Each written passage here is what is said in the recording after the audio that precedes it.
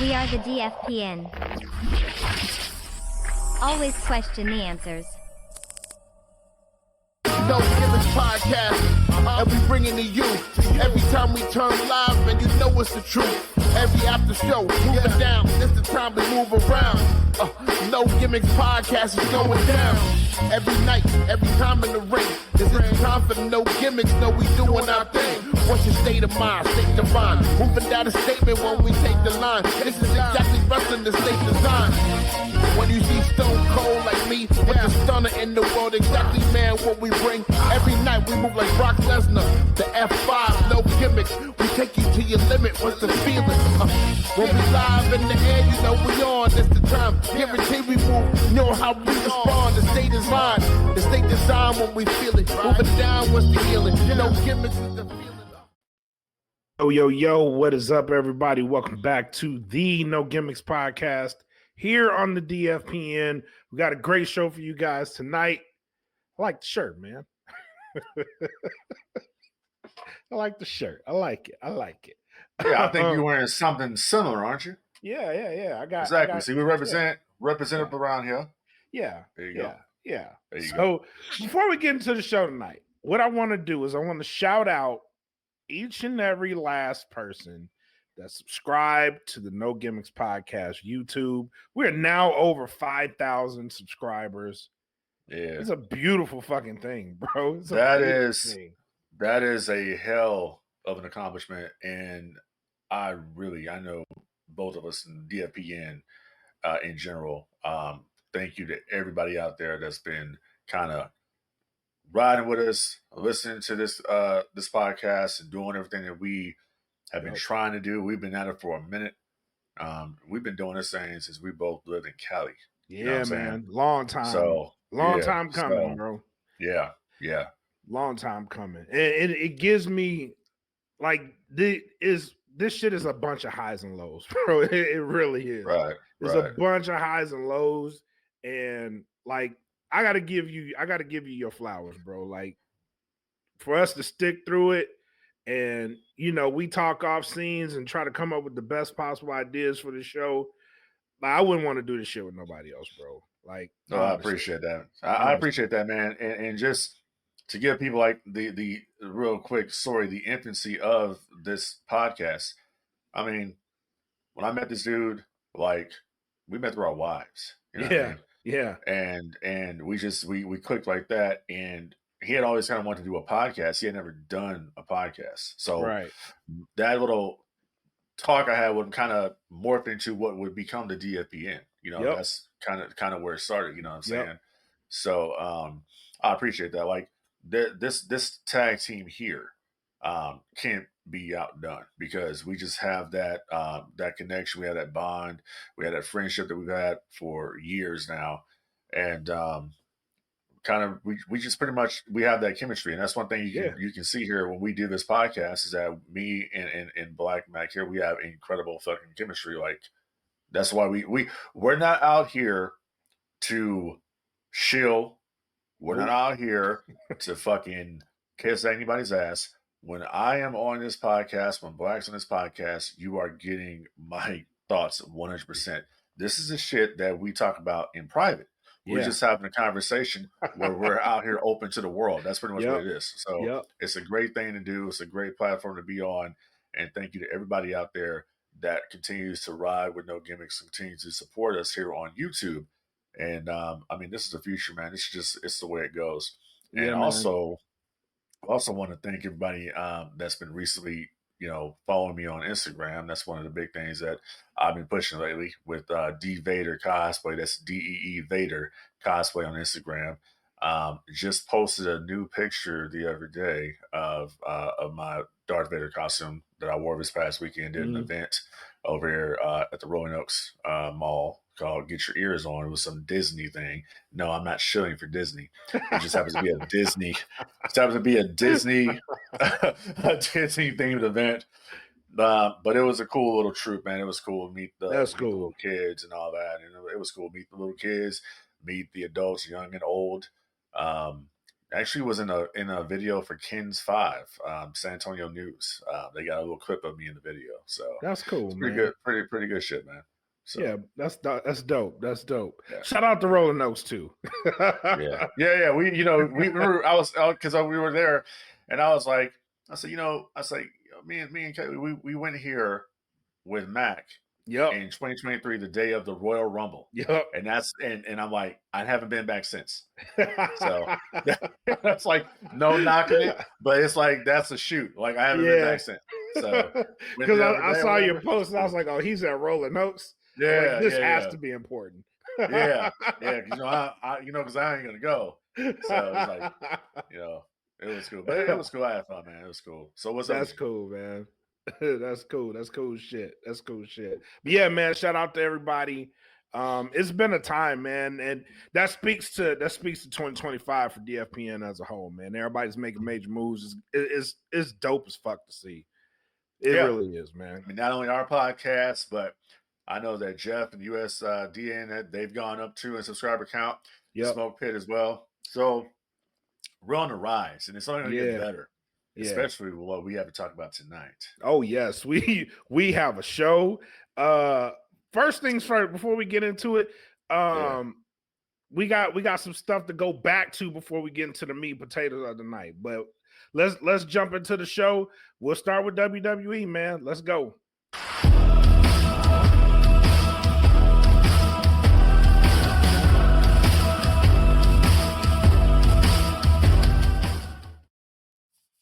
All right, if you're under a rock and you just came out of it, allow us to introduce you to heel John Cena. He made his turn at Elimination Chamber, turned the world upside down. I haven't asked you for your thoughts yet. What are your thoughts on the heel turn of John Cena, especially as he winds down in his career? So it's funny because I think we kind of made a prediction that might happen for WrestleMania. Yep. So I believe I said this. I thought it was good. That whole thing out there, you kind of knew it was some bullshit about to happen because of the fact that John stayed there during Cody's speech. And I mean, them dropping the F-bomb and the Rock's reaction, everything fit, the way it should have been, I should say. The only thing I did not like about that segment was the inclusion of Travis Scott into that segment. That's the sticking. No one liked that. That is the standing. I did not like that about the segment. Yeah, and the reason why I didn't like it was not so much that it's Travis Scott, is that there is no storyline reason why he would be there involved in this. Exactly. He hasn't had any interaction on TV with Cody or with The Rock. The last time you saw him, he was with Jey Uso. Exactly. I was just thinking that. Yep. It made no sense to me. And I know when he came out there, people were like, "Who the hell is this guy?"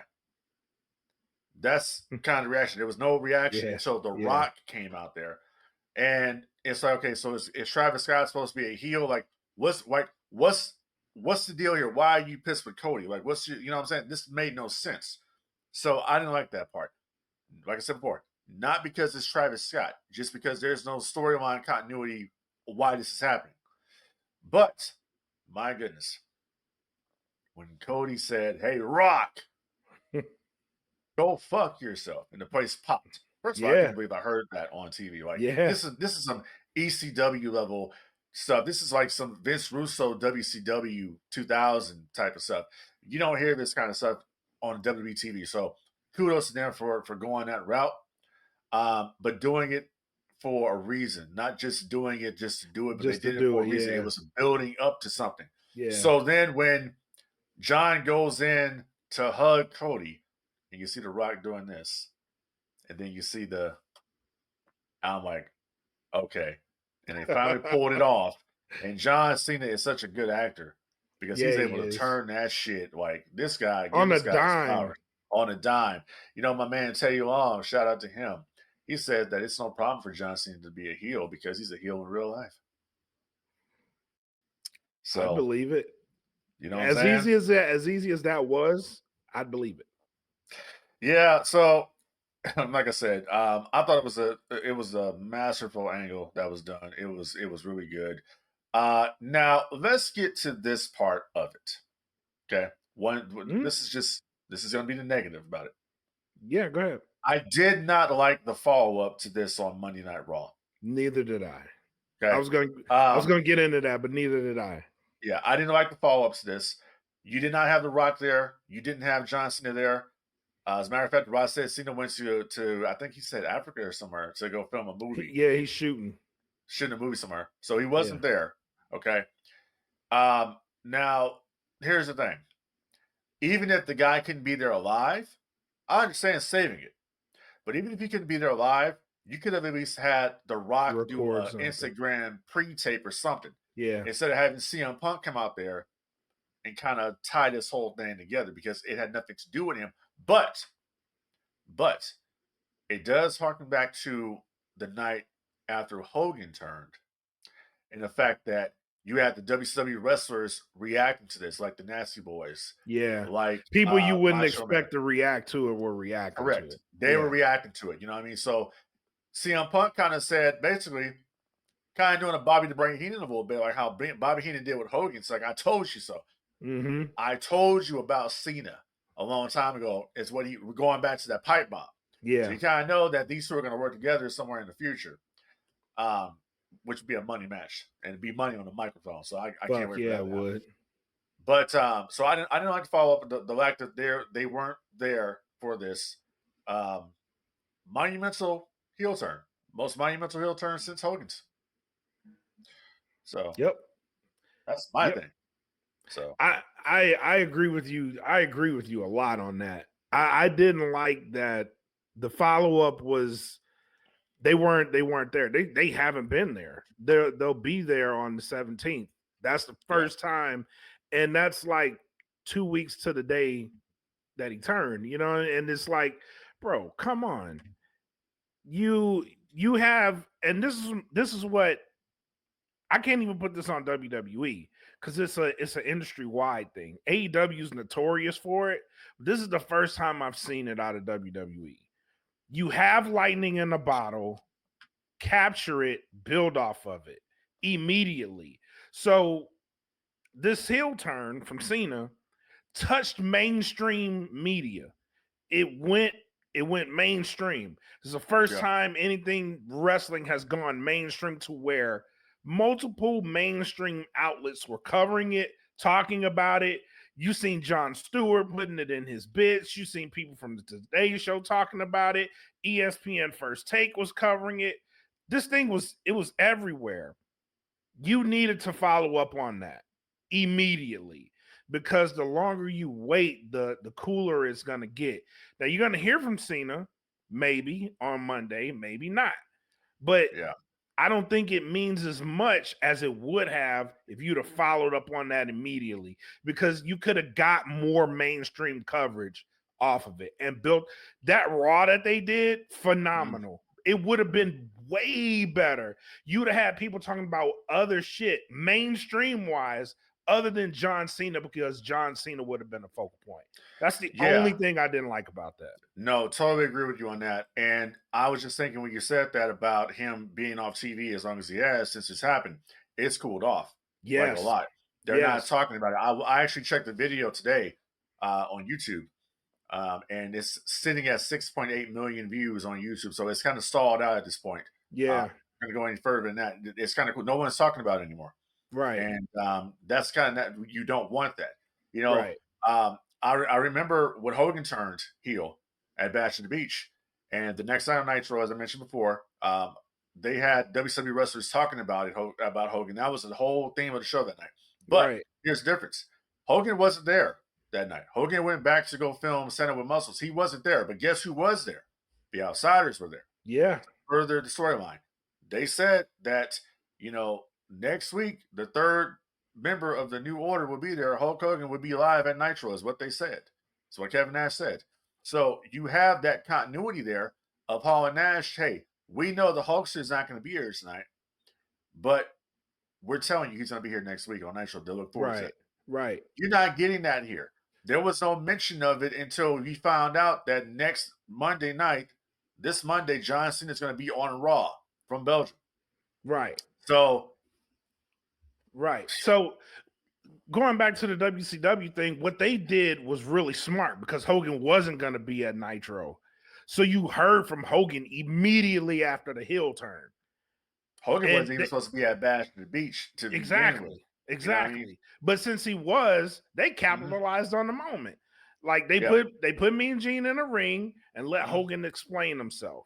And the fans went ape shit.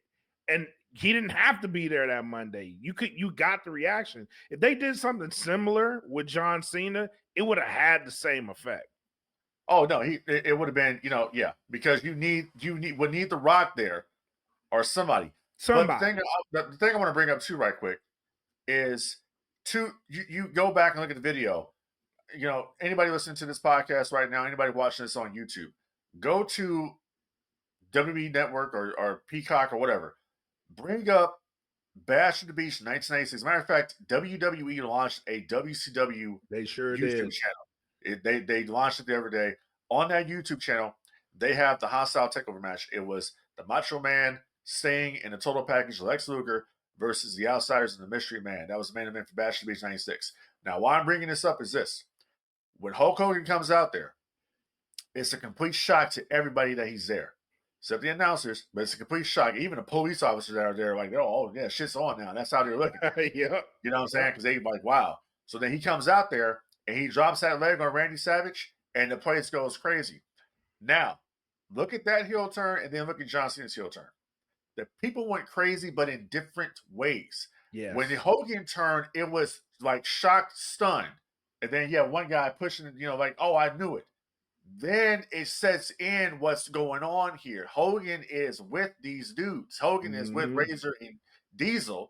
He's with these two WWF guys, and they start throwing shit at the ring. It's like a damn near riot. Eric Bischoff says that he's up there in the concourse watching this. He wanted to be in the crowd when it happened to get a reaction. And when he saw it, he was like, wow. You know what I'm saying? So when John Cena turned heel, kicked Cody in the nuts, you didn't get that reaction that you would think for Cody Rhodes of sympathy and like, oh man, you got people cheering you because they've been waiting for so long for Cena to do something like that. Yep. So people, and that's kind of like, I don't know unless Cena comes out there and he's just ultra pro asshole. I don't know if people are going to necessarily boo John Cena as a heel because the reaction that he got showed me this is what fans want. When Hogan turned, this guy had been the predominant babyface for many, many, many years. Yeah. Believe in yourself, take your vitamins, all that shit, right? So when he turned, it's like, we had been booing Hogan at WCW. But like, whoa, how dare you? Like you exactly. You know what I'm saying? Like that's the difference between the two. You're not supposed to ever do that. You weren't ever thought you would see that shit, right? And then when Hogan comes out there 2 weeks later on Nitro, he comes out there on Nitro. He's wearing all black. Mm-hmm. He's got all black on. He's got black gloves on. He's wearing some sunglasses. Kind of like when he was in on that Nitro in Chicago when he came out there when he was speaking with the Dungeon of Doom 95. That kind of like that, testing the waters. It was the dark Hulk Hogan. Right. But he came out there, and I'm thinking Cena has to do the same shit. Cena cannot come out there wearing the jorts and all that shit. You got to come out there wearing a suit or something, bro. You got to really embrace the Hollywood shit if you want to get this over. Cena has to be the complete opposite of what he is prior to the Elimination Chamber. I agree. To be an effective heel. I agree. I definitely agree. And I don't want comedic. I don't want none of that shit. Give me an ass kicker. Yep. You got to be heel, John Cena. You got to like heel on these people. And the thing about it, bro, is that this would have worked out so many years ago when Cena was getting booed to death in those buildings. Yes. He's been getting such a positive reaction because, people miss John Cena. So when he comes out there, he gets that reaction. It's like, okay, it would have been so much more effective years ago if they would have done it. But hey, listen, we're doing it now. So let's see where it goes. I like it because he's winding his career down.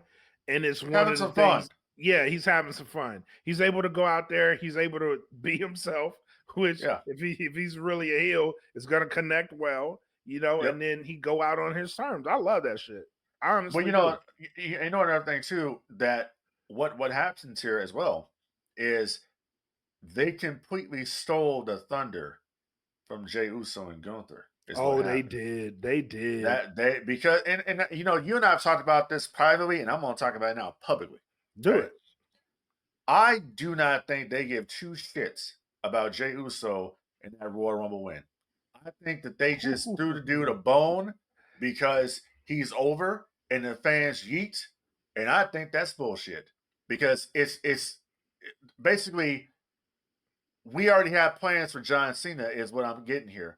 Yeah, we know the Elimination Chamber is going to be more important, so we're going to let you have this. You go for the world title. Cena's going to go for the WWE Championship, and it's going to basically main event night 2. Because we already know the WWE Championship main event is the second night of Mania, which is the most important night. I don't give a damn what anybody says. Night 2 is the most important night. Period. It is. So that's kind of what I get from that, and that's so disrespectful to Jey Uso and so disrespectful to Gunther. That's what they're presenting to me. That's so as a viewer of the show, that's what I'm seeing. That this over here is not as important as John Cena and Cody Rhodes. Cody Rhodes even came out here on Monday Night Raw. He's not a Monday Night Raw guy. He's a SmackDown talent. Yep. He's on Raw. Yep. You know what I'm saying? So that's how I look at that, bro. No, I look at it the same way. And I was there when I was looking at it that way since they announced Jey versus Gunther. And I was like, normally that guy that wins the Royal Rumble, and we talked about this privately too. And I'm like, normally the guy that wins Royal Rumble goes after the WWE Championship. It's just traditionally that's how it's worked out. And you pointed out that there's been cases that people have gone after the other championship. Correct. And I'm like, I get that. And Batista went after Batista went after Triple H in 21, and then Taker went after Batista at 23, WrestleMania 23. But look at those cases. Like in those cases, it meant something. It doesn't mean the same thing for Jey Uso. Not when you have Cody versus John Cena, and you have the title on the line, and it's John Cena trying to get that 17th championship win. Like that automatically is the show, bro. That's the show. And then you know what's funny? Go ahead. You're piling on because you're probably Monday Night Raw, we're probably looking at a triple threat between Roman, Punk, and Rollins. And what if you can't put that on night 2 because night 2 is going to be too stacked. So you may have to put this on night 1, and it's gonna overshadow Jey and Gunther. Yeah. Like just two of those matches have buried that match before we even walk into WrestleMania. Yeah, and then I look at the people that are not, for what I can see right now, not working WrestleMania. Yeah. When you talk about biggest heel turns in WWE, do we not mention the New Day? Exactly. And how they've squandered that shit. Yep. Like, I mean, come on, man. Like, that's the best they have for the New Day. Yep. I'm digging Kofi and Xavier, the whole presentation. I dig it. I think the theme song is fire. You know what I'm saying? Me too. They are not doing anything with them. And then, my God, dude, Jimmy Uso. I'm like, what is going on there? Yeah. Nothing. And Jimmy has, I don't understand it. From what I hear, Jimmy, like personality wise, is better than Jey. Oh yeah, you can see it. Yeah. And I think Jimmy they need to give something Jimmy to. He needs to get over with something. There's potential. I mean, they were over together as Usos. So don't tell me that Jimmy Uso can't get over on his own. Jimmy Uso got sidetracked when he turned on Jey. Because they were so over at the time, so hot, right? Yeah. And that just completely ruined everything. That just ruined his push. And then he was all lackey to Roman, and that just that was just lame, dude. Like that was crap storytelling right there, and I think it really hurt him in the long run. Yeah. And it's like I don't like that, man. Like they could be doing like out of the bloodline. When you look at this, and I'm about to go somewhere with this one. Go ahead. So you look at the bloodline as a faction. Okay, who was made in the bloodline? Who was made in the bloodline? Who was made in the bloodline? That whole lucrative run of the bloodline. Who was made? Out of all those guys, that's it. That's it. That's it. Because you can't so say it's kind of the else. same comparison I can make. Well, who was made in NWO? Oh, that's good. That's good. That's good. Yeah. Nobody. Nobody. So out of all these guys that you had in the bloodline, let's take a look at this for a second. You got Roman, who's already made. Okay? You got Roman. Mm-hmm. You got the Usos. You got Solo. You have Sami Zayn. Okay? Who was made? Just Jay. You go to the Bloodline 2.0, Solo Sikoa, Jacob Fatu, the Guerrillas of Destiny. Who was made? Nobody. And they had something. They're fucking up with Jacob right now. They showed Jacob as a great athlete, as this kind of this force, but nobody was made. Like Solo Sikoa is nowhere near. I mean, what happened? You were pushing this guy. You were pushing this guy to this level, and he never got to that. Oh, like once again, go back to NWO. You had Hogan, Hall, Nash. They were already made. X-Pac already made in the WWF. Okay, I mean, Macho Man already made. Yep. The only person I can see that got made probably from NWO or influenced NWO was Big Papa Pump, Scott Steiner. That's the only one I can think of. But he didn't even get that push until way later after NWO was done. So I can't really count that. And it's not knocking these guys like Sami Zayn. That's not what I'm doing. I'm talking about as far as storytelling wise, as far as what they have done. Nobody was made other than Jay, and Jay got over by just yeeting. That's what it was. I'm not arguing with it. I can't argue with that. It's telling the truth. It's just you can't argue with that. You can't, because once you turn that story off, and I'm still of the mindset that they did not end that story the right way. Nah. Nope. That story, not ending it the way you should have ended it, hurt everybody. Because you could have put people in positions, right? So you could have made Jacob, because him coming in, he got a rise just being there and being himself. Yep. So you could have did something with him. You had Solo. It took a while, but he started catching on. The end of that story killed it. Him losing to Roman killed that story for him. It killed his run. Him losing to every damn body. Yeah, that killed the that run. Too. You know, and it go once again, and go back to NWO. Okay, that story didn't end well either. You know, Same thing with Bloodline. Same kind of thing. It didn't end the way it should have. And now you have these guys kind of floundering.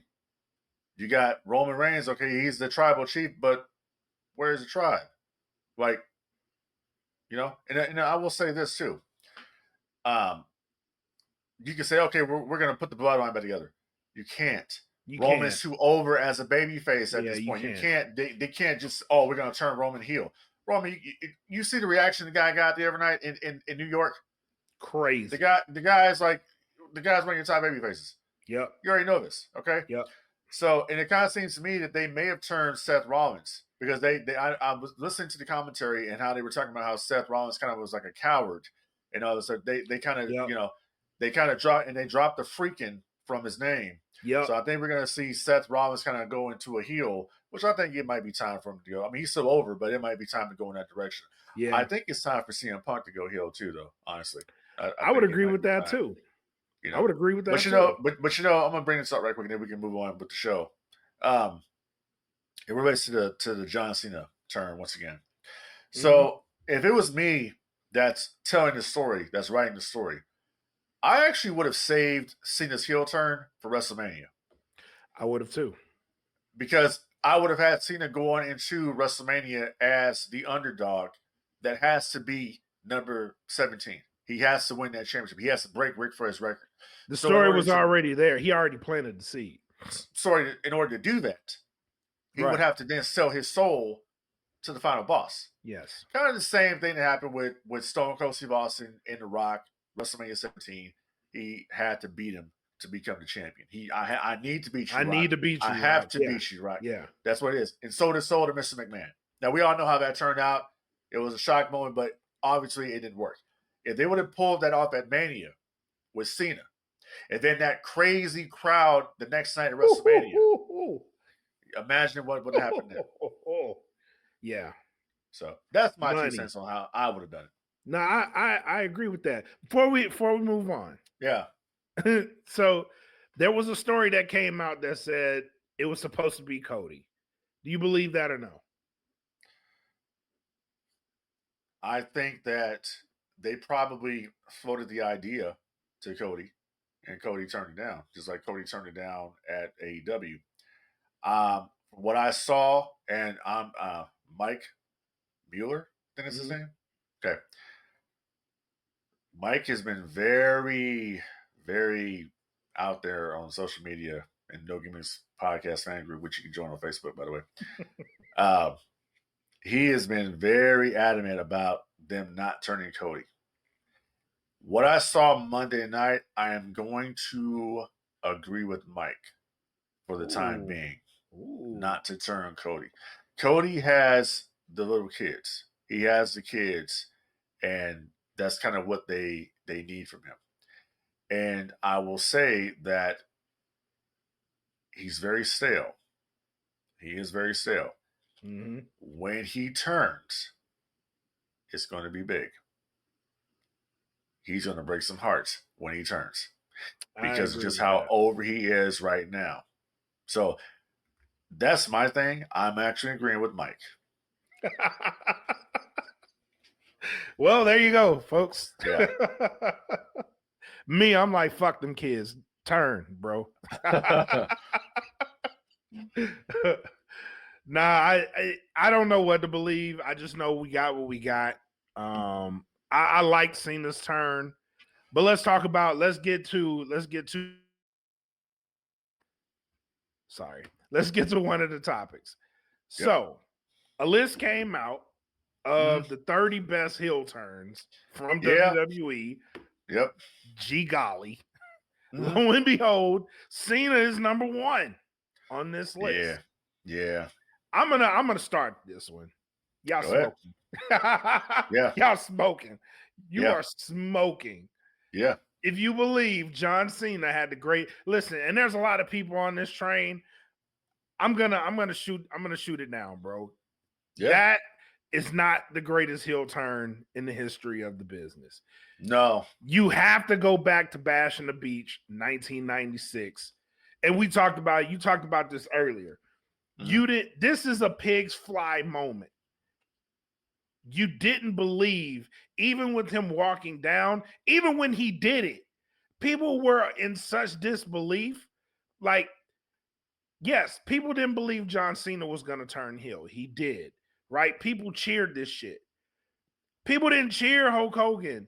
Bro, people were throwing their shit in the ring. Like, whatever was in their hands, they threw it in the ring.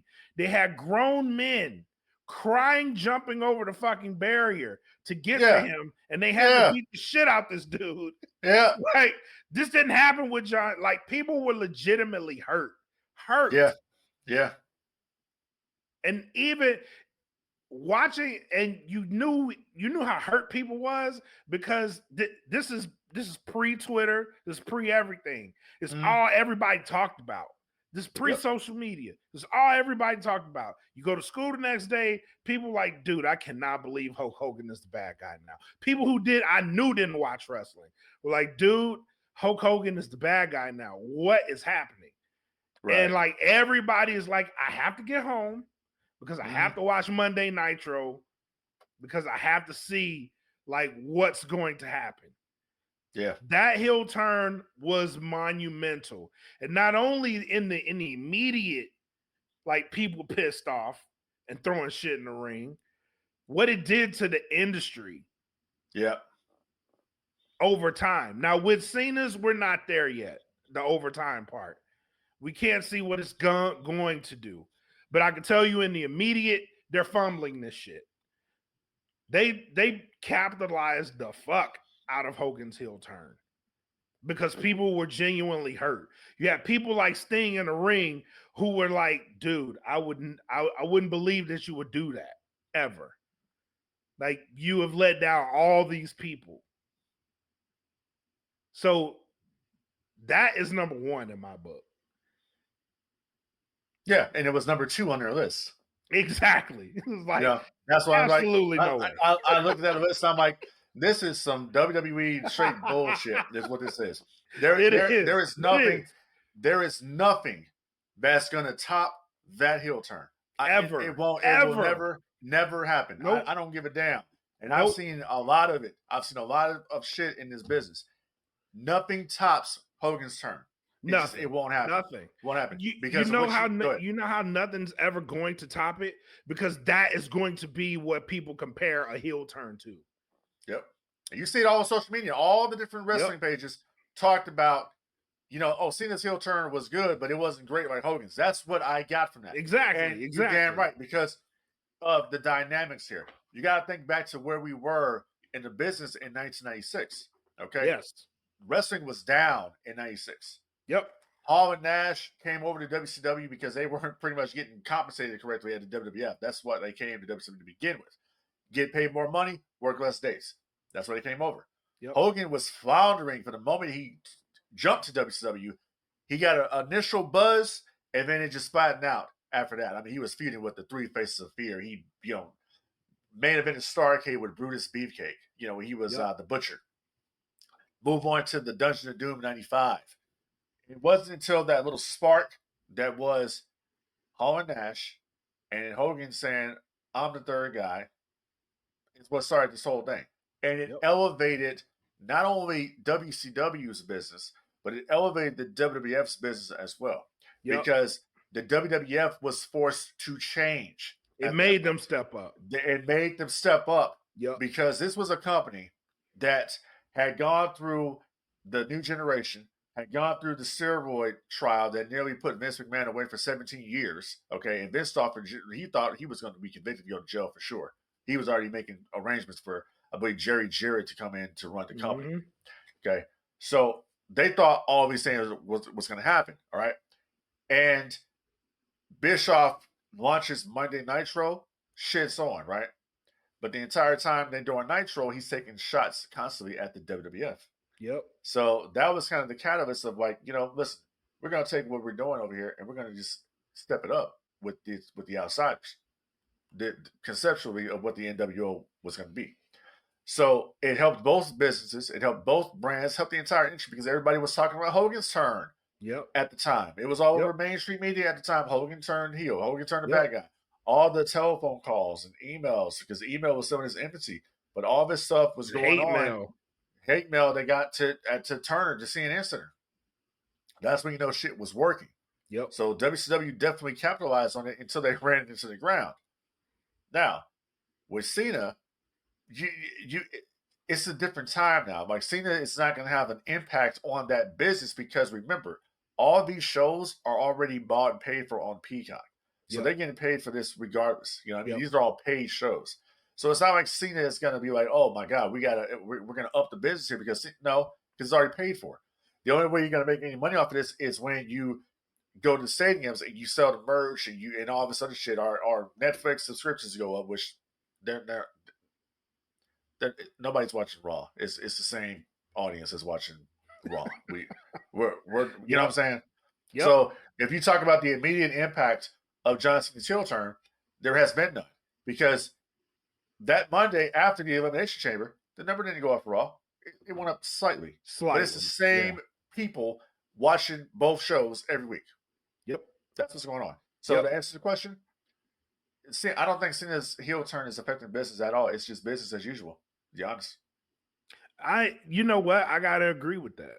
I really got to agree with that. And that goes back to the number. And that's one of the things I've been paying attention to. Yeah, it went up slightly, but something of that magnitude, and I'm comparing it to Hogan. Yep. Something of that magnitude, like what Hogan did, it shifted everything. Everybody had to tune in because that wrestling was mainstream. And that's what goes back to the mainstream talk, right? Once you hit mainstream, you have to do what you need to do to stay there.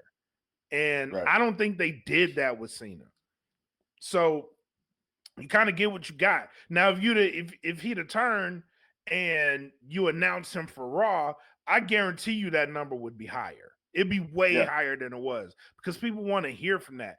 And that's what you didn't get Hulk Hogan, but you got an explanation. And it's like, dude, now I got to see what exactly is going to happen because no one expected this to happen. And people made theories, but even with Cena turning, it was like, oh, damn, they actually did go there. So you still kind of caught people off guard and follow up on that shit, bro. Like, and that's for me is why Hogan's is going, you can't top that because I think they were chasing a car. They were like a dog chasing a car, and they finally got the car. And it's like, okay, what do we do now? Like we got it.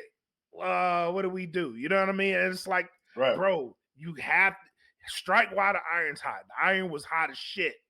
Don't let that cool off. I'm actually right now, as we're talking, I'm actually trying to find the ratings for that Nitro. It has to be a monster. So July 8th, 1996, the night after Bash at the Beach, WCW Nitro drew 3.52 million viewers on TNT. There you go.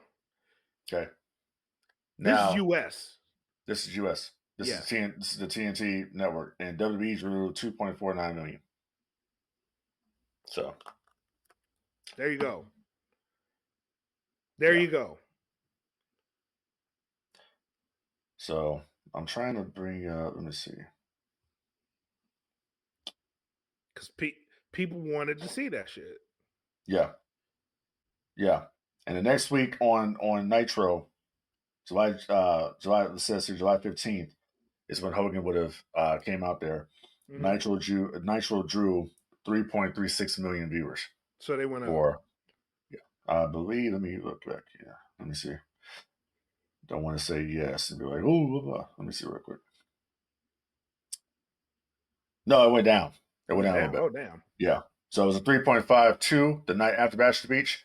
Next week, it says it was a 3.36. Okay. So still close. So, yeah. Still, but they didn't drop drastically, right? No. All right. And that's what I'm looking for Raw. So no, wait a minute. July 22nd. These are shows Hogan wasn't on. So July 22nd, Nitro drew 2.59 million viewers. So it went way down. When he wasn't there, yeah. When he was there. But then it started going up because Hogan only made that one appearance, and you don't see Hogan again on Nitro until August. Right. When they're doing Into Road Wild. Right. So, yeah. I like going out. That's good. Going look at the history. Just like that. But I mean, look at these numbers though. Look at comparable Raw. To today. Yeah, look at Raw and Nitro for one night. You have at least 5 million people. Yep. Tuned in to watch wrestling. Yep. In the US alone. Yeah. And going to today, globally, so after seeing this heel turn, you had globally 3.06, I believe, was the number. Yeah. Tuned into Netflix globally. Yeah, globally. That's crazy. That just shows like where did all the fans go? Yeah, it's a different business. Yeah. And my thing too has been here's the thing. The wrestling fans left, I still believe this, after WCW went out. I believe that dropped off. Because they were still doing we were still having, 6-7 million people watching wrestling every week.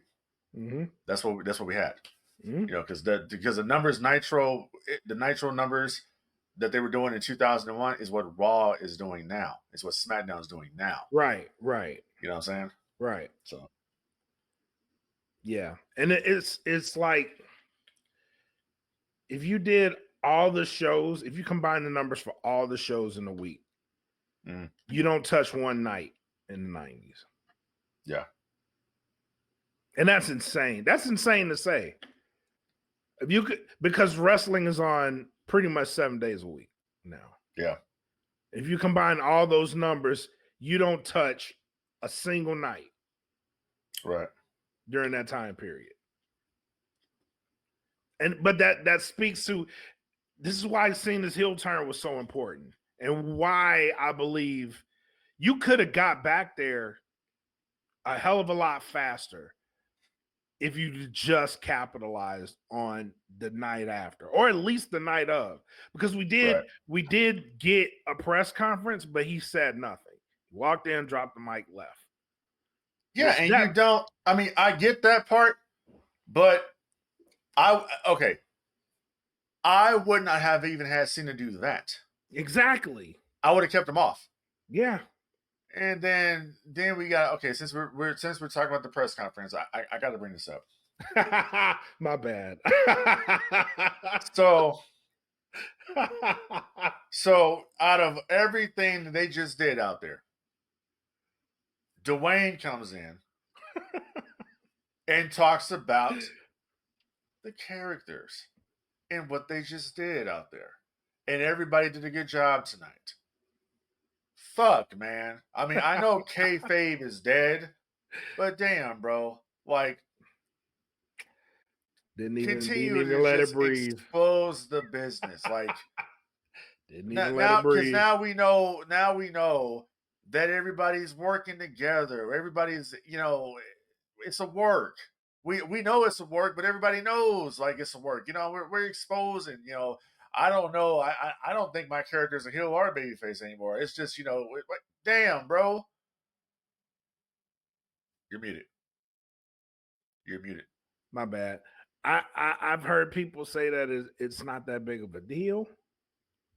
It's a big deal to me. Yeah, me too. Because you give me this. It's monumental. It's something that we as wrestling fans really needed. You needed a shot in the arm for the entire industry. That's what that moment was. Don't kill this shit. It's like if they had. It's like if this was '96, and they're doing a press conference after Bash at the Beach. Oh, it's like Hogan out there, Hogan out there talking this shit, talking about, well, brother, when I went out there, I was thinking about, when I dropped the leg, and when Hulk Hogan dropped that leg, brother, on Macho Man, I'm like, this is exactly what needed to happen, brother. And, I talked to Macho before we went out there. I'm saying, listen, brother, you might want to get out the way because I'm sure they're going to riot out there, Yep. And I was talking to Sting about it earlier too, man. And, we're all just, we're like, this is going to be monumental, brother, because it's going to do big business for Hulk Hogan, brother. The Hulk Hogan character is going to be saved here, my guy. That's what's going to happen. Then you got, Scott Hall would chime in, man, we told him, Chico, that this is what's going to go down, man. Hey, you go out there, hey, T-Bone, you go out there, man, you drop that leg, 1, 2, 3, man, and that's it. Nope. Then you have Kevin Nash over there. Only thing Nash would be like is saying, too sweet. That's what it was. Nope. Right. And it's like you just killed it with that, bro. You killed it. Yeah. My character. It's like me. It's like I'm out, doing a thing at Rolling Oaks the other day. Well, I went out there and I had my wife with me. She's my wrangler, help me get, my stuff on. And I was like, the character of Darth Vader, like, what am I going to do when I'm here today? I'm going to take pictures and I'm going to say, you can stand here next to me and take this picture if you give yourself to the Emperor. Shit like that, like my character of Darth Vader. Make sure we sound authentic and make sure, I gotta make sure I gotta make sure my Zoom multi-stop is hooked up correctly to change my voice and all that, so I can sound just like the character that D Vader's gonna do, and that's just what it is. It's wild, bro. No, it is. That's wild. That's wild. Yeah. And it's like you can't ignore that. You can't. No. You can't. It's like you see it, and it's like, do I suspend my belief or do I just call bullshit? You can't. You can't. Because it's like when you see this, it's like it negates everything that I just saw. Everything. And I know the deal. I know the deal. We know the deal. But to blatantly put it out there, like, fuck. Yeah, they screwed the pooch on that shit. Yeah, no more. Don't stop doing these goddamn press conferences. Stop. Well, they only do that because AEW doesn't. That's where it starts. Yeah, that's true too. All right, let's move on. Let's move on to the other list. Because that's the only thing I want to talk about. That list. Fuck the list is stupid. Yes. WWE list. Yes, it is. And just like the next list. Well, WWE didn't make this one. This was made. It was made by I think BET or some shit like that. Yeah, BET. Yeah.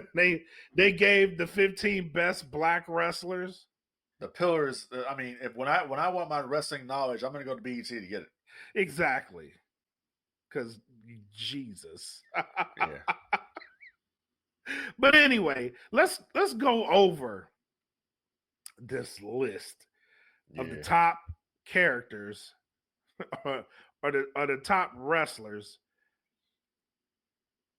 of all time, according to them. So number one, top black wrestlers of all time. All time black wrestlers. The 15 greatest black wrestlers ever, according to BET. Number one, Booker T. Number two, The Rock. 3, Kofi Kingston. Then Mark Henry, Sasha Banks, Mercedes Moné, Junkyard Dog, Ron Simmons, Bobby Lashley, Bianca Belair, Devon Dudley, Big E, Jacqueline, Naomi, Shelton Benjamin, Jazz. The floor is yours, sir. Where is Hacksaw Butch Reed? Make the cut. Do people not remember Butch Reed in Mid-South? Didn't make the cut. Do people not remember Butch Reed with Ron Simmons and Teddy Long in WCW Doom? Didn't make the cut.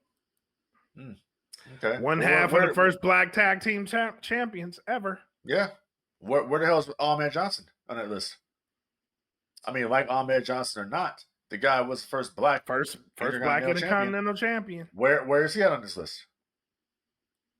There's a lot of firsts that should be on this list.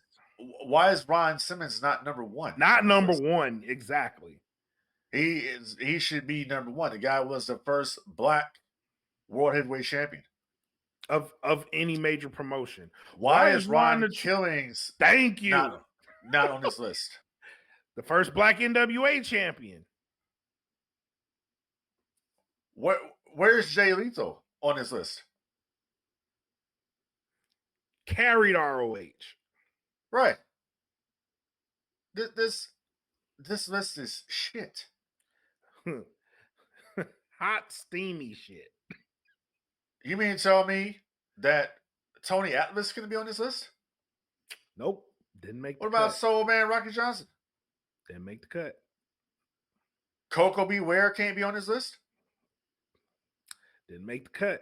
I think this list was made by young people. I honestly do. And by young people, I mean like people under 35. That could be. I don't know. And then somebody was like, bro, whoever looked at this list was like, bro, you need to make some adjustments. This list is shit. This list is shit.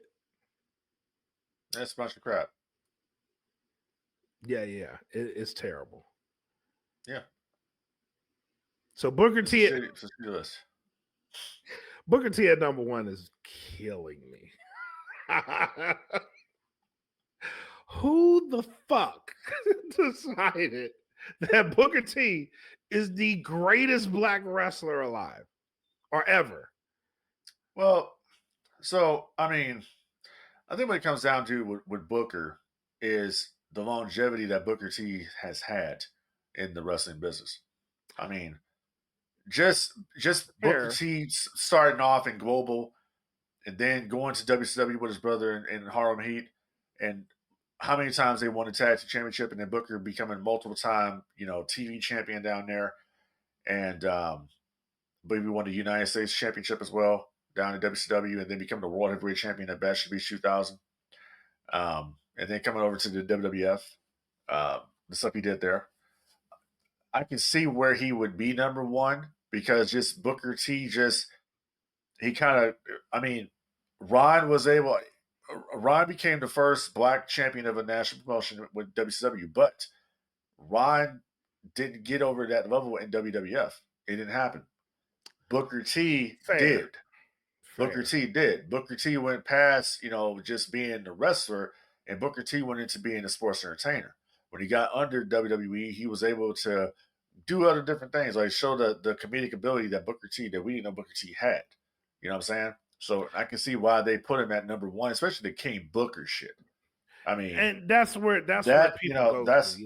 Yeah, that's what now to me, honestly, if it was my list, I would have went Ron Simmons for number 1, The Rock number 2, Booker T number 3. Then I would go Ron and Truth Killings number 4. Because Ron Killings is the first black NWA champion. I almost would put Ron in number 3. That's a personal preference for me. Yeah. But I think these lists are always subjective, Yeah. There are some adjustments. Like I have some like sympathy, emotional picks that I'll be like, I don't think they deserve to be there, but I want them here. You know what I mean? I don't think, and it's not a knock on Booker. And I get the argument for he certainly has a case to be there. But me personally, I would not put him there. Only because he enjoyed the benefit of guys like Ron Simmons who paved that road for him. I think Ron deserves to be number 1 over anybody because of the mountain he had to climb to even get to the position to be put in so he can be the first black champion. That is a hell of a mountain to climb, bro. Yeah. He did it. So I think that means a lot more to me than, all right, it was a little bit easier for guys like Booker to go in, be entertaining, get that crowd behind them versus a Ron Simmons. See, I gotta disagree with you on that one. Just because of where they came from. Okay. Yeah. Booker T. Booker. Now, what you're saying is correct. Especially around the time frame in which this was happening with Ron Simmons at WCW.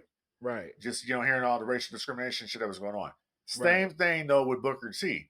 Booker T was coming up at a time at WCW where the younger guys were not getting a break. And especially in him being a black guy. That's even more telling because he wouldn't be able to get that break either. You know what I'm saying? Just simply because of, they weren't marketing anybody. And this goes to both promotions at the time. Yeah.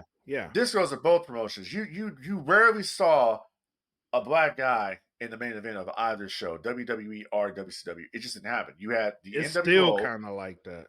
Yeah, you had the NWO, and then you had The Rock. You know, Yeah. You know, and they tried to push Ahmed, and Ahmed got hurt, and they phased him out. But you just didn't have that. You know what I mean? So Booker, I think Booker T, even though the business kind of moved forward somewhat, Booker T was so limited in what he could do. Yeah. That It lacked the vision. So somebody came in that decided, you know, and it's whoever you believe at this point. It's whatever you believe.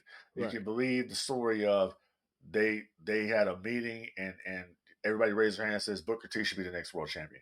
You can believe that story. You can believe the other story of the racial discrimination lawsuit that was against WCW, and they had to make a play to put the belt on somebody. No different than you know, my guy Teddy Long telling a story of how they called the Turner offices down there and said, how come there's no, the NAACP called CNN Center and talked about how come there's no black champions, and then they put the belts on Doom.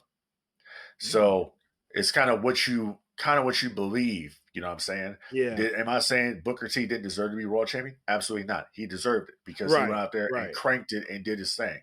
So like I said before, this list is very subjective because it makes you think of the omissions from this list, but also makes you think of who should be number one. And I think Booker T and Ron Simmons are in the running for that spot. Yeah, one and one. I think what Ron Simmons did, I think Ron Simmons should be number one. Yeah. But I think what Ron Simmons did, it catapulted Booker to do other shit where Booker could go to the bigger promotion. Right. And that's my point. Succeed in places where Ron Simmons didn't succeed in the WWF. That's my point. Ron came in as Farouk Assad, remember? Yeah. With the blue helmet and shit on. He came in as that gladiator character that didn't get over, and then they pivoted to the Nation of Domination with Clarence Mason and Savio Vega and Crush and all these different people. Yep. Then when that, you know, kind of fizzled out for him, he went singles for a little while. Then they put him in the Ministry of Darkness, tag team with Bradshaw, and the rest is history. Yep. You know what I'm saying? So, and I think that's kind of what Ron is known for, is simply just damn at this point. Yeah. You know, but they not knowing that this guy had a whole career, you know, for to say Seminole, and basically the guy was a badass at WCW, man. Yeah, he was. And not to have Butch Reed on this list too was like I said, man, like who's coming up with this shit? There's a couple of omissions on here that I'm like, dude, historically, you have to, if you're talking about ever, there's some historical figures in here that you definitely need to add. And I get it. It's a new time. You probably won't mention them now, but guys like Bobo Brazil, absolutely needs to be mentioned. If you're talking about the best ever, like you need to go back and look at guys like him, the Big Cat, Ernie Ladd. You need to look at some of these guys and the road they paved for people, especially now. You know what I mean? Is Jazz and why is Jazz at number 15 on his list? Because people don't know.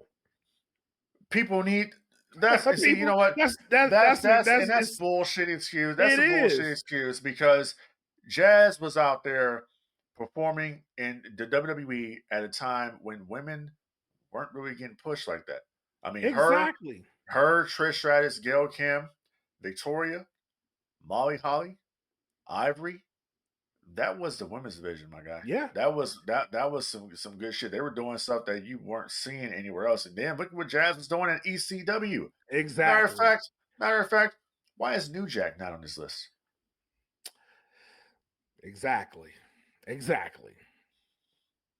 Well, I mean, listen, like the guy or not, why is Abdullah the Butcher not on this list? Exactly. And that's why I say, if you look historically, there's people that need to be on this list. And for no other reason than they paid a lot of dues so that people behind them can have it a little easier. But when it comes to Jazz, like the disrespect is crazy, bro. That shit is crazy. Because they put Mercedes up there above Jazz. Bro, the disrespect is wild. One of the greatest women's WrestleMania matches ever It's never talked about. You know why? Because it followed one of the greatest WrestleMania matches ever. And I'm talking about there was a triple threat between Jazz, Trish Stratus, and Lita. But it followed Rock and Hogan. So no one ever talks about that match. But in my opinion, it's the greatest women's match ever to hit WrestleMania. Ever. They went out there and they busted. Oh my God. I would go above that one. I would go above that one and I take a look at WrestleMania 19. Victoria versus Jazz versus Trish Stratus. Yeah, that's a banger too. That's a banger too. Yep. Yeah. Yeah, that's a banger too. But yeah, people don't recognize, bro. And another one that's missing from this list. And it's crazy to me. But where is Akeem the African Dream on this list? Ooh. I'm just fucking around, bro. I know. Bad News Brown. Mr. out there. Bad News, Bad News Allen. Where's he at on this list? Mr. Hughes, like they fucking up, bro. No, yeah. Fucking up. I mean, do you think Michael Jones, Mike Jones, Virgil deserves to be on this list? Yeah. You know what? I think he had a career before he became the bodyguard. I think he does, honestly. Yeah. Yeah, man. I mean, Koko Beware gets on this list just for stomping that guy out the way he did, and then you know what I'm saying? Hey, Koko wasn't playing no fucking games, bro. Was not. No. You touch Koko. When people talk about Koko, I'm like, man, y'all better go look at the real Koko Beware. Think it's sweet if you won't. He carrying that Perrier, but he'll fuck you up in a heartbeat. Oh, hell yeah. Stop the shit out your ass. I don't know what that guy did to Koko. I don't either. I don't know what he said to Koko. But he earned Koko destroyed his ass. It's like out this real quick. Did you see that video I posted the other day in the group? Which one? It was with Beautiful Bobby and the Moki brothers. Oh yeah. And one of the Moki brothers actually commented. He comments on he called Bobby. He was like, "God damn motherfucker." He's so pissed about that bump he took on the outside. Yeah, that's some funny shit, bro. Yeah. It's funny because like people still hold grudges. Like, man, this shit was like 40 years ago, bro. Chill out. I'm still pissed. Oh shit. But this whole list gave me an idea. So I'm working on a bracket. Because it's bracket season.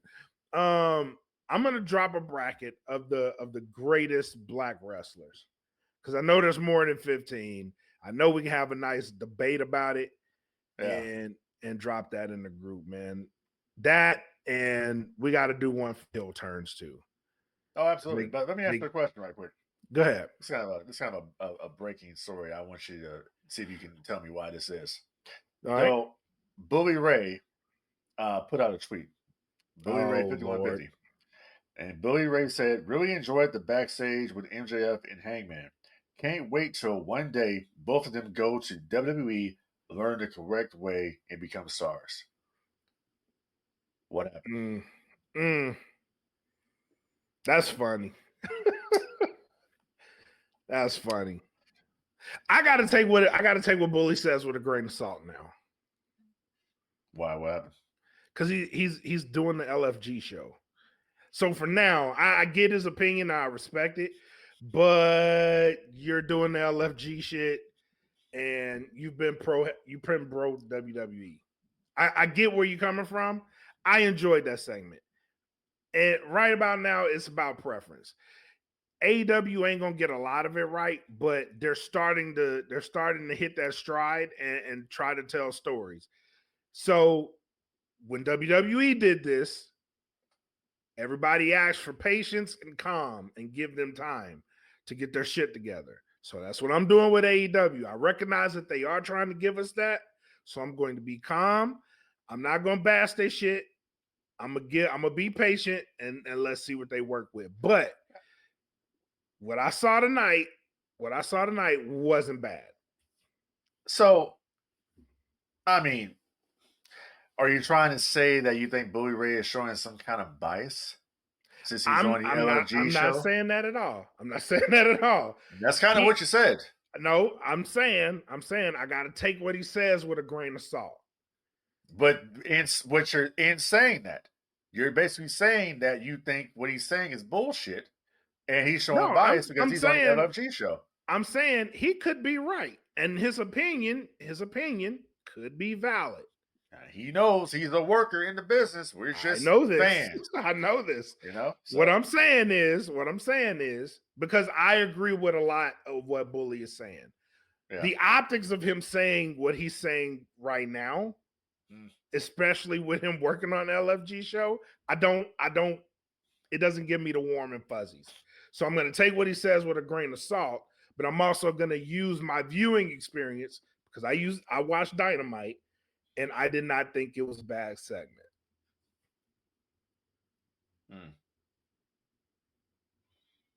Okay. So keeping that in mind, I respect his opinion. I do. But I watched it for myself. I did not find it to be a bad experience. I didn't think it was a bad. Actually, I thought Dynamite was rather good tonight. They set up. They're starting to set up All In, and we're in March. So yeah. I appreciate that they're putting the effort into doing that shit. I can see it. I can recognize it.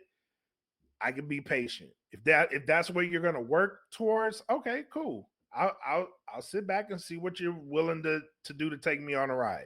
If it sucks, then I reserve the right to give my opinion. Which right. I agree with Bully. If that's how he feels in the moment, fair tweet, man. It's your opinion. Yeah. Yeah. So I look at it. Yeah. Just like this other story right quick.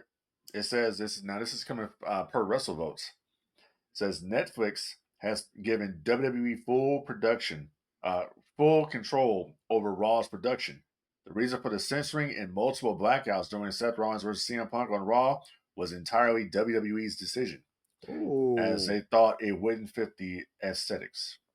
Oh, look at Netflix throwing them under the bus. Yeah. Oh, wow. Netflix said, nah, we don't give a fuck. Y'all can cuss all you want. Y'all muting that, not us. Yeah. Damn. So let me get this right. Damn. So we can drop F-bombs and talk about stuff being bullshit, but we can't put middle fingers up.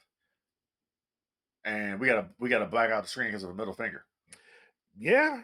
Apparently. From the company. Now I thought the middle finger was protected under the First Amendment. Hey. Now I know it's a TV show, but if you're trying to protect them kids are seeing way worse. Oh, hell yeah. Bro. I mean, look at all the other content that's out there on Netflix that have F-bombs. WWE's just they're doing stuff to appease the sponsors, and I understand that. But it's a middle finger. Stone Cold drew how many middle fingers back in the day? Millions. So what's the big deal? That's a middle finger. That's not even the worst thing you can do today. That's not even the worst thing you can do to somebody that. I mean, what would you rather me do? Would you rather me put a middle finger up or just actually say "fuck you" on live TV? Exactly. Just give them the middle finger. Hell, Tiana does that every day. It's like good morning to her. I tell her, like, hey, man, chill the fuck out. You know what I mean? Like, hey, when I was that age, my mouth was terrible. I mean, do you know how much shit I see? I'm watching The Sopranos. Okay, it's a whole bunch of shit. You know what I'm saying? Yep. Self-censoring is wild. Netflix did them dirty. It's like me up there talking this. Hey, why don't you go ahead and shut the fuck up? Yeah. Hey, you know what? You're a bunch of cute old. Oh man, Netflix did them dirty. That's wild. Yeah. That's pretty damn lame to me. That's wild. I'd have been, oh man. Like, man, why would y'all put that out? Because they're probably getting complaints. Like, bro, we thought this Netflix move would be like, you be free to That's cuss. the problem with y'all thought too much. When they came out there and says, hey, listen, it's still going to be the lovable WWE programming that you're used to. We're going to be appealing to all audiences. We're not going to change. So I don't know why you guys thought that all of a sudden we're moved to Netflix and we're going to be able to cuss and show tits and ass and all. No, we're not going to do any of that stuff. You're going to get nothing but the same shit you get, except we're going to have a drone flying through the crowd. Mm. We're going to turn the lights down. We're going to have a black mat on there. We're going to just, we're doing the stuff here. I'm not sure where you guys saw. You thought the Attitude Era was coming back? You thought the Ruthless Aggression Era? Wrong. Wow. We're not doing any of that stuff. Wow, they got him. We'll occasionally drop an F-bomb here, or some shit here, or Naomi calling Bianca a bitch over there. We'll drop those things, but damn it, we're sticking to the story here, what we're doing. We got to appeal to our sponsors. Our character development is unbelievable. The characters that we develop here at WWE. Don't forget our Next in the Line program. Damn. Netflix is like, y'all ain't blaming us for this shit. We would never blame our partner. You ain't blaming us. Nope. No, it was our decision to mute it. We're going to continue to mute and black out the screen. If any inappropriate conduct happens on the show, I guarantee you, or I'll go into the damn grave, we're going to censor and block it out. Squares, all of you. Oh, no. We're just censoring. We have to protect you from yourself. Goddamn squares. I'm sorry. GD squares. Yeah. Come on, man. We're an entertainment company. We have to keep up with our sponsors. We have a big sponsorship with Mattel. Come on. We can't have all that cursing. Shit. We can't have all that cussing on the show. We can't do that. It's barely enough that we have this violence on there. Bleeding and come on, man. We can't have that kind of stuff on here. What happened? No. I mean, I know it's a wrestling show, but I mean, it's just like what Dwayne said at the press conference, our characters, the development, the storytelling. Swear to God. Dynamite goes to Max only. Listen, you have Game of Thrones on Max. I need all the cuss words. Right. well, all it's still on. But it's still on TBS, I believe, right? I know. Yeah, it is. They're simulcasting. Yeah. Right. So, unless you wanted to give us a uncensored version, but I don't know. Yeah. It's I don't really care about that. I just think it's kind of stupid. It's kind of lame. It's wild because you have the freedom to do that, and I get it. You don't want to go too far, but dog, take it. Bro, you ain't coming back from hey, Rock, go fuck yourself. No, you can't. You can't. You ain't coming back from that. So I understand why all of a sudden now, oh shit, we gotta black out the screen. Oh no, we have to. No. But wait a minute, you guys, you want to black the screen out because of the middle finger? But what about what Cody said? Well, we have to make an exception because it's Dwayne. Well, Dwayne, that's what he wants. He wanted so that in their mind, it means more when they censor something and then they don't. But if it comes off Bush League. Exactly. If you're gonna censor it, if you're gonna say something that you have to censor, it's not gonna mean anything later. Just don't do it at all. Yeah, just don't do it. It's like it's weird because in my brain, honestly, when Cody did that, I'm like, dang, somebody missed the censor button because they had been censoring something all night, and it's like. And they've been putting these uncensored segments all on YouTube. It's all on their YouTube channel. Yep. So, I mean, they flow with it. Why? Why censor it then? Just let it go. Just let it fly. It'll feel better. Yeah. Crazy, man. But let's get to our final shots. Wrap this thing up, man. Yeah.